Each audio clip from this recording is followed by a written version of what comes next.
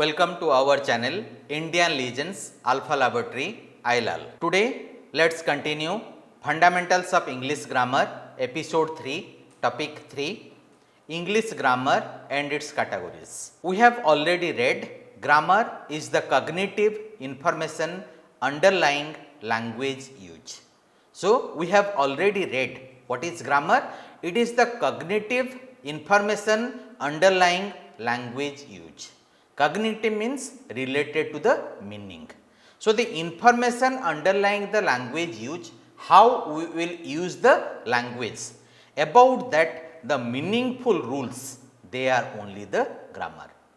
It is a branch of study of language which trains us to speak and write a language without any error. With the help of grammar, we can speak and write in that particular language with fluency and without making any error. So grammar is the cognitive information underlying language use, and with the help of correct grammar we can speak a language and write in a particular language with a lot of mastery without committing any error. If we want to train ourselves or our children to speak and write correct English, we need to learn the English grammar in a logical way. So this is one of the most important thing that we have to remember. If we are interested to train ourselves or our children to speak and write correct English, we should give them the opportunity to learn that language in a logical way. Take a survey about our present day learning of English. Our child goes to the school, he is in a particular standard till standard 3 or 4 or 5. For every class one book is prescribed. There are some chapters mentioned in the syllabus. The teacher comes to the class and teaches that particular chapter. Once that is completed, then he or she goes to the next chapter, then goes to the next chapter. His or her main focus is the completion of the syllabus. But how a language is learnt, how logically it can be taught to the children, we don't focus upon that one. So if we are really interested to give them a complete knowledge in a logical way how to learn the English language, our channel Indian Legends Alpha Laboratory ILAL is a way through which we will give a complete package of learning the English language in a logical way. Then English grammar, as I was telling that we have to learn logically. So first of all we have to know English grammar is divided into 5 categories. The first one is orthography. First we have to learn about orthography. Then we have to move to the etymology. Then we have to go to the syntax. Then we have to go to punctuation. Then we have to go to prosody.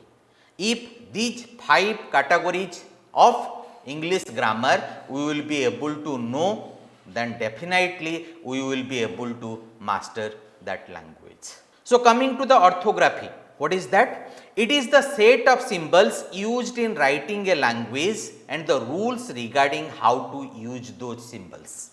Orthographic units of a language are its letters.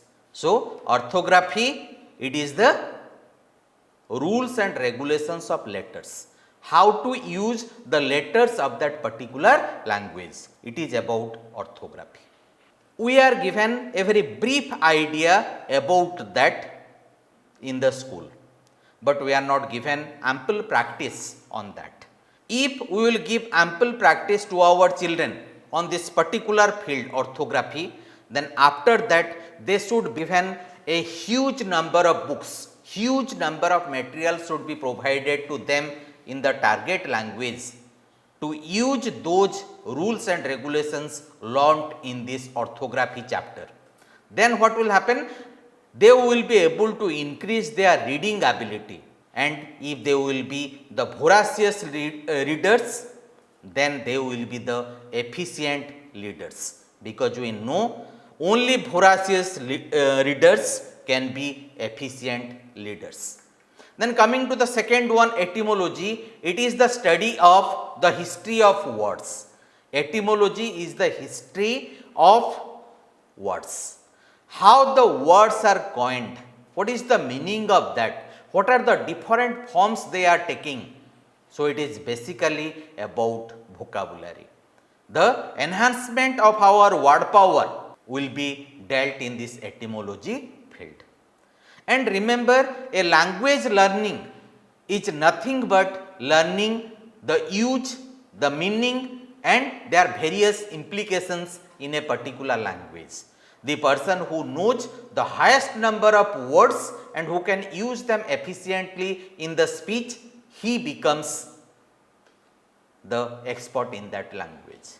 Then coming to the syntax part, it is the set of rules, principles and processes that govern the structure of sentences, including word order. We give a lot of emphasis upon the syntax part. Present day, if we feel what is grammar, if we look at a grammar book which is completely devoted to grammar, the first chapter is sentence. That means from the third stage only we are starting the learning process. We are not giving that much of importance to orthography and etymology. Immediately we have gone to the syntax part and we are thinking that our children will be expert in that particular language which is not their mother tongue. So, here lies the main problem of our educational system as far as learning the English language is concerned. So, what is syntax? It is some rules, some principles, some processes which will govern the sentence structures, including the word order, in which order the words will be placed and why they will be placed in that particular order.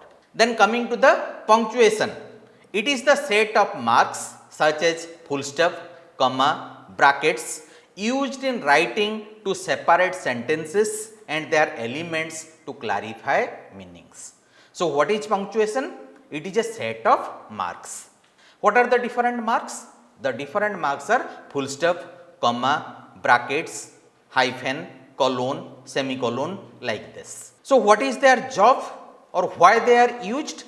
They are used to separate sentences and give clarity to the elements used in the sentence. That is another field where we have to give a lot of practice. Fifth one is the prosody. It is the important element of language. Remember, prosody is one of the most important element in language which is not focused at all in our present learning system. In our educational system, this field of prosody is completely neglected.